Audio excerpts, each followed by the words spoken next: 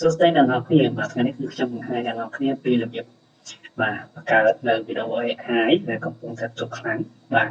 ហើយគឺស្រួលធ្វើមែនតើធ្វើតែរយៈពេលមិនដល់10វិនាទីផងហើយវីដេអូនេះគឺទុកខ្លាំងណាស់បាទ100អម្ជាងបាទ100លាន view ជាងហើយនេះគឺខ្លីមែនតើបាទអូខេអញ្ចឹងយើងធ្វើដំណើរដាក់ទៅក្នុង YouTube ទៅគឺផុសសតចោលទៅគឺប្រកាសជារកនៅ subscribe បានលឿននេះបាទហើយឆាប់គ្រប់គោលការណ៍អញ្ចឹងណាបាទអញ្ចឹងគឺងាយស្រួលមែនទែនអញ្ចឹងអ្នកនរគ្នាបើចូលចិត្តវីដេអូខ្ញុំកុំភ្លេចចុច like ហើយ comment ឬក៏ចុច follow ផងបាទដើម្បីជាកម្លាំងចិត្តឲ្យខ្ញុំធ្វើវីដេអូបន្តទៀតបាទអញ្ចឹងនេះគឺជាភាពឬក៏ technique ដែលខ្ញុំបង្ហាញអ្នកនរគ្នាគឺយើងមាន step ចំនួន4ដែលយើងត្រូវតែអនុវត្តតាមបាទចឹងជំនាញទី1គឺយើងធ្វើការ screenshot ចឹងយើងឧបមាថាយើងបាន download វីដេអូនេះហើយយើងបានដាក់ចូលក្នុងកម្មវិធីWin Share ឬក៏ CapCut អីក៏បានដែរកម្មវិធីកាត់តវីដេអូងាយៗដែលអ្នកនរគ្នាធ្លាប់ប្រើណាយើង download ហើយយើងដាក់ចាប់វាដាក់មកហើយបន្តមកទៀតគឺយើងធ្វើការ screenshot ឲ្យវាចេញទៅជារូបភាពបាទអញ្ចឹងយើងselect យើងមើលរូបណាដែលតំណងបាទយើងធ្វើការថតវាមួយបាទថតបាច់ណាចឹងយើងបានរូបមួយហើយយើងត្រូវដឹងថាវាមានប៉ុន្មានស៊ីនមានប៉ុន្មានកន្លែងហ្នឹងណាអញ្ចឹងគឺមានតែពីរកន្លែងទេគឺមានកន្លែងឆ្មាវាយកពើនឹងទឹកហើយនឹងកន្លែងឆ្មាជិះម៉ូតូបាទអញ្ចឹងយើងសេរីវា start ចឹងមកហើយយើងធ្វើការ screenshot មកបាទចាប់ប៉ុណ្ណឹងគឺអស់ហើយគឺយើងមានតែពីរស៊ីនហ្នឹងទេបាទគឺកន្លែងឆ្មាវាយកពើហើយនឹងមួយទៀតគឺឆ្មាហ្នឹងដល់កពើយកទៅផ្ទះហើយក៏ដុបទៅណាតំណែងចឹងណាបាទអូខេបន្ទាប់ពីយើង screenshot គឺយើងចូលដល់ជំនាញទី2គឺយើងយករូបភាពហ្នឹងទៅឲ្យកម្មវិធី ChatGPT ដែលបង្កើត prompt ថ្មីមួយទៀតបាទអូខេព្រោះថា ChatGPT ក៏វាអាចបង្កើត prompt បានដែរបាទ prompt គឺដូចជាលក្ខខណ្ឌឬក៏ជាការរៀបរាប់ description អញ្ចឹងណាឲ្យយើងសរសេររៀបរាប់អីមួយចេញទៅជារូបភាពអីមួយអញ្ចឹងណាបាទអញ្ចឹងកុំថាទេអ្នកនរគ្នាទៅមើលថាតើខ្ញុំបង្កើត prompt ចេញពី ChatGPT ដែលប្រើរូបភាពទាំងពីរហ្នឹងដោយវិធីណាបាទអញ្ចឹងនេះសន្មតថាខ្ញុំបានសរសេរ prompt ហើយវានេះសូមឲ្យវាហ្នឹងបង្កើតជា prompt មួយចេញពីរូបភាពហ្នឹងណាបាទអញ្ចឹងយើងចុច enter មកអញ្ចឹងវានឹងធ្វើការសរសេរ prompt ឡើងវិញបាទនេះសរសេរ prompt ឡើងវិញណាបាទអញ្ចឹងយើងសាកយក prompt ហ្នឹងយកទៅណាទៀតក្រោយពីយើងបង្កើត prompt ហ្នឹងហើយបាទគឺយើងយក prompt ហ្នឹងយកទៅឲ្យ website ថ្មីមួយទៀតគឺជាអ្នកបង្កើត prompt ហ្នឹងអញ្ចឹងមានកម្មវិធីមាន Leonardo ឬក៏ Picard អីផ្សេងហ្នឹងគឺយើងយកវាទៅឲ្យ generate បាទ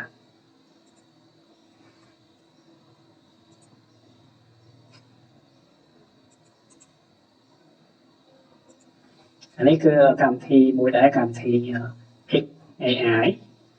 ហើយខ្ញុំសាកធ្វើការ enter មកវាចេញទៅជារូបយ៉ាងម៉េចបាទ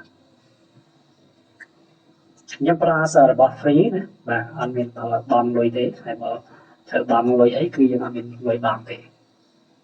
បាទនេះគឺវាចេញបាទរូបបែបនេះយើងចង់ដឹងថា Leonardo គឺពេលបង្កើតទៅចេញលក្ខណៈមិនវិញចាំមើលរូបណាស្អាតគឺយើងយកមួយហ្នឹងណាបាទរូបណាស្អាតគឺយើងយករូបហ្នឹងចោះបាទ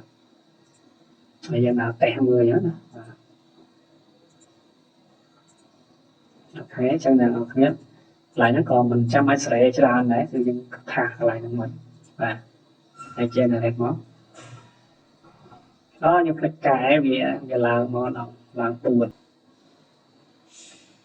អូខេនេះបាទសតរូបកពើរូបអីហើយបាទអញ្ចឹងយើងគិតថារូបណាស្អាតគឺយើងយករូបហ្នឹងទៅឥ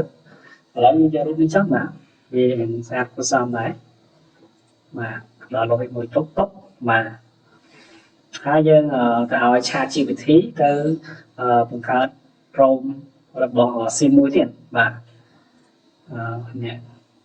ចឹងខ្ញុំadd នេះមក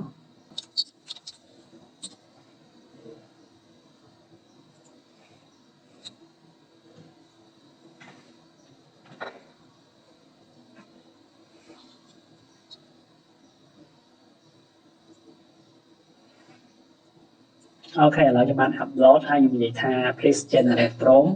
from the picture មានថាសូមបង្កើត prompt ចេញពី picture ហ្នឹងបាទអញ្ចឹងនេះគឺជា prompt បាទអញ្ចឹងយើង copy prompt ហ្នឹងយកទៅ paste នៅក្នុងកម្មវិធី Leonardo ឬក៏X នេះ Element ហ្នឹងបាទមើលរូបណាស្អាតយើងយករូបហ្នឹងបាទខ្ញុំវាអត់សូវស្អាតដែរបាទអញ្ចឹងយើងយកកន្លែងណារូបស្អាតបានហើយបាទនេះ Leonardo គឺ generate មកបានស្អាតជាងបាទ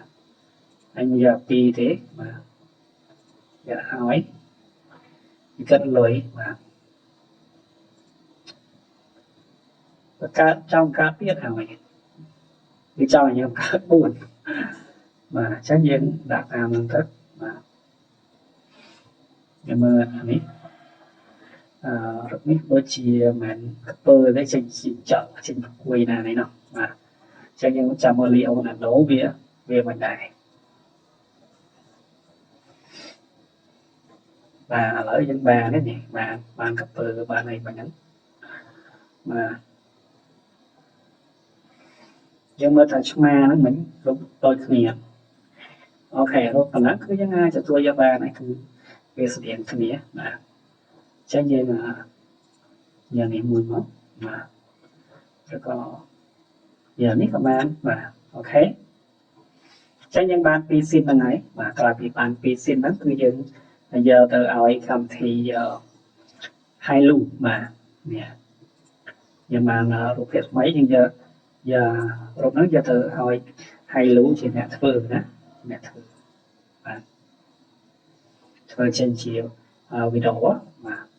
ធ្វើជា animation បាទ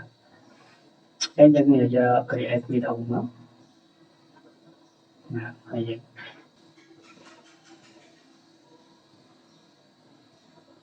បាទនេះរូបឆ្មាវិញហើយយើង add នៅហើយយើង add នៅពាក្យពេចន៍មួយចំនួនទៀតចឹងណាបាទពាក្យពេចន៍មួយចំនួនទៀតចេញក្នុងនឹងមកបាទដើម្បីឲ្យវាចេញជាសកម្មភាពវាយណាបាទ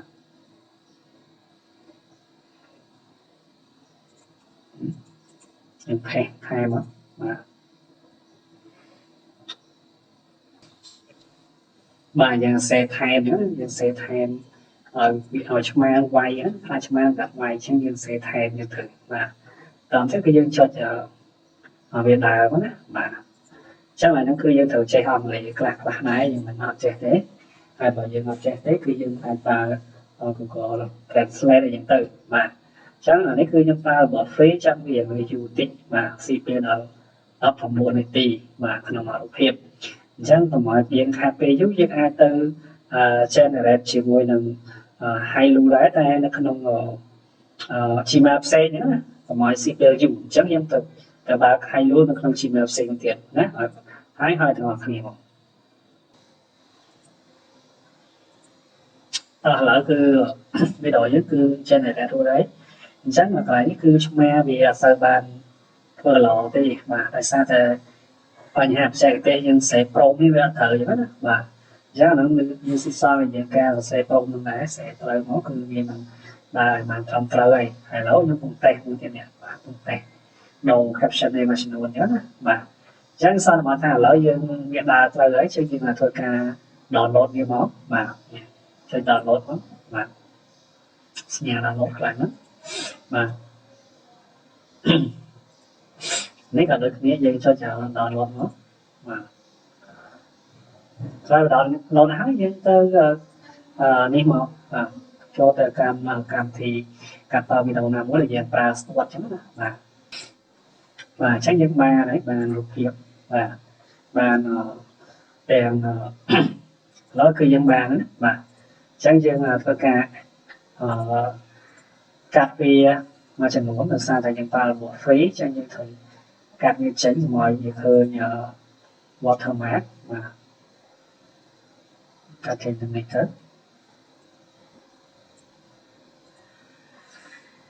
cho mình dùng như làm phép trên tinh nhá mà chúng ta bị dùng cơm liền phơ đấy đại thế dương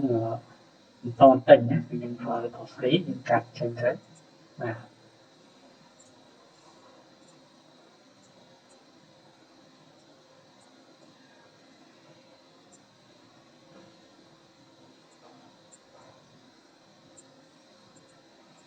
hay dân em sầm lên vai sầm lên hay châu ham hết cứ bà này bà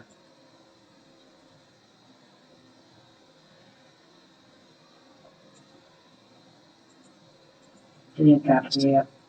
trong và không đọc miền tiền hết người ta phải đọc miền tí các bạn và chẳng giờ là nằm xong càng khác lại lấy này và mà với cứ mai nhập hàng lò đấy mà chẳng là nhiệm chi nhiệm rồi xe pro và bạn lo chỉ làm việc và cho con sao mà các tôi sống má hay nhiều chuyện như có thế đấy